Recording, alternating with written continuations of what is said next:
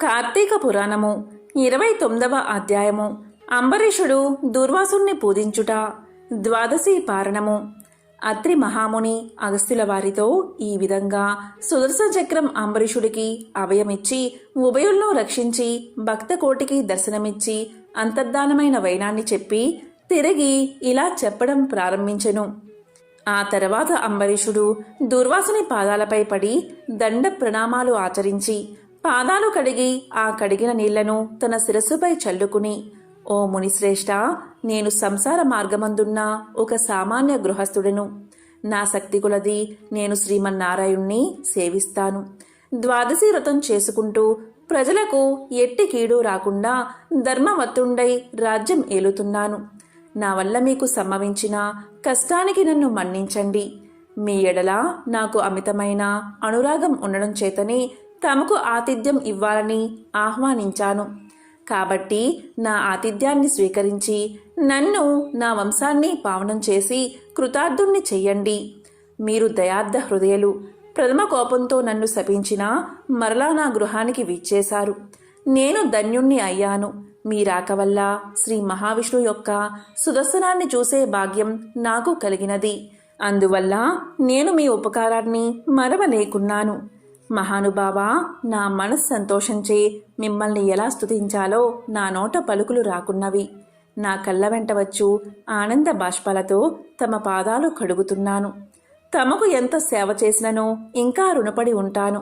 కాబట్టి ఓ పుణ్యపురుష, నాకు మరలా నరజన్మ రాకుండా ఉండేటట్లు సదా మీ బోటి మునిశ్రేష్ఠుల యందు ఆ శ్రీమన్నారాయణ యందు మనస్సు కలవాడనై ఉండేటట్లు నన్ను ఆశీర్వదించండి అని ప్రార్థించి సహపంక్తి భోజనానికి దయచేయమని ఆహ్వానించాడు. ఈ విధంగా తన పాదాలపై పడి ప్రార్థిస్తున్న అంబరీషుణ్ణి ఆశీర్వదించి ఇలా పలికాడు దూర్వాసుడు. రాజా, ఎవరు ఎదుటివారి బాధన నివారణ గావించి ప్రాణాలు కాపాడతారు, ఎవరు శత్రువులకైనా శక్తి కొలది ఉపకారం చేస్తారు, అలాంటి వారు తండ్రితో సమానమని ధర్మశాస్త్రాలు తెలియజేస్తున్నాయి. నీవు నాకు ఇష్టుడవు, తండ్రితో సమానువు అయ్యావు. నేను నీకు నమస్కారం చేస్తే నాకంటే చిన్నవాడు అవడం వల్ల నీకు ఆక్షీణం కలుగుతుంది. అందుచేత నీకు నమస్కారం చేయడం లేదు. నీవు కోరిన ఈ స్వల్ప కోరికను తప్పకుండా నెరవేరుస్తాను. పవిత్ర ఏకాదశి వ్రతనిష్ఠుడవగు నీకు మనస్తాపాన్ని కలగజేసినందుకు వెంటనే నేను తగిన ప్రాయశ్చిత్తాన్ని అనుభవించాను. నాకు సంభవించిన విపత్తును తొలగించుటకు నీవే దిక్కయ్యావు. నీతో భోజనం చేయడం నా భాగ్యం కాక మరొకటి అవుతుందా అని దుర్వాస మహాముని పలికి అంబరీషుని అభిష్టం ప్రకారం పంచభక్ష పరమాన్నాలతో సంతృప్తిగా విందు ఆరగించి అతని భక్తికి కడంగుడు ప్రశంసించి అంబరీషుణ్ణి దీవించి సెలవు తీసుకుని తన ఆశ్రమానికి వెళ్ళిపోయాడు. ఈ వృత్తాంతమంతయు కార్తీక శుద్ధ ద్వాదశి రోజున జరిగినది. కాబట్టి ఓ అగస్త్య మహాముని, ద్వాదశి వ్రత ప్రభావం ఎంతటి మహత్యం కలదో గ్రహించావు కదా. ఆ రోజు విష్ణుమూర్తి క్షీరసాగరమందున శేషశయ్యపై నుండి లేచి ప్రసన్న మనస్కుడై ఉంటాడు. కనుకే ఆ రోజుకు అంతటి శ్రేష్టత మహిమ కలిగినది.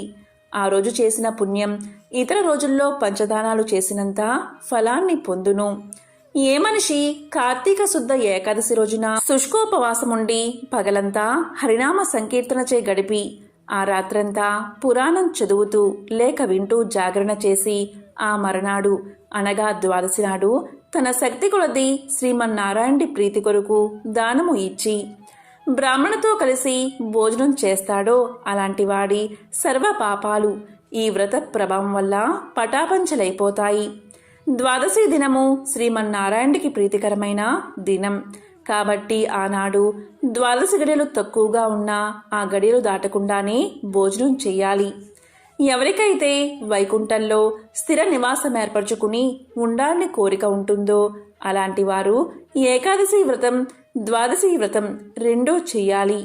ఏ ఒక్కటి విడవకూడదు. శ్రీహరికి ప్రీతికరమగు కార్తీక శుద్ధ ద్వాదశి అన్ని విధాలా శ్రేయస్కరమైనది. దాని ఫలితం గురించి ఎంతమాత్రమూ సంశయింపకూడదు. మర్రి చెట్టు విత్తనం చాలా చిన్నది అయినా అదే గొప్ప వృక్షమైన విధంగా కార్తీక మాసంలో నియమానుసారంగా చేసిన ఏ కొంచెం పుణ్యమైనను అది అవసాన కాలమున యమదూతల పాలు కానియక కాపాడును. అందుకే ఈ కార్తీక మాస వ్రతం చేసి దేవతలే కాక సమస్త మానవులు తరించారు. ఈ కథను ఎవరు చదివినా లేక విన్నా సకల ఐశ్వర్యాలు సిద్ధించి సంతాన ప్రాప్తి కూడా కలుగుతుంది అని అత్రి మహాముని అగస్త్యునికి బోధించారు. ఇట్లు స్కాంద పురాణాంతర్గత వశిష్ఠ ప్రోక్త కార్తీక మహత్యమందలి 39వ 29వ రోజు పారాయణం సంపూర్ణం.